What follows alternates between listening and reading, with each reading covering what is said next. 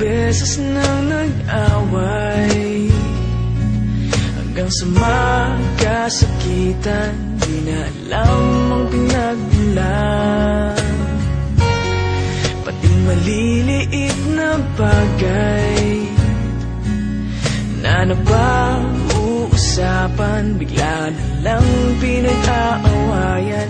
Ngunit kahit na ganito, madalas na di tayo magkasundo. Ikaw lang ang gusto kong makapiling sa buong buhay ko.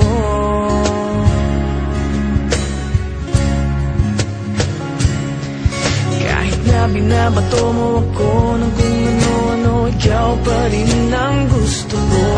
Kahit na sinasampal mo ako at sinisipat na susugatan mo, ikaw pa rin, walang iba. Ang gusto kong makasama,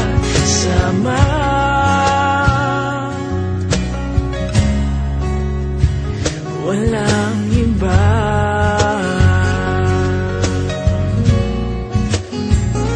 Walang iba.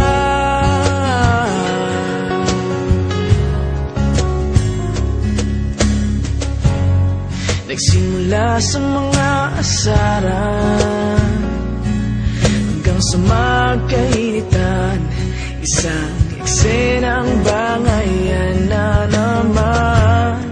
Ba't ba kasi pinagpipilitan ang hindi maintindihan, hindi naman kinakailangan?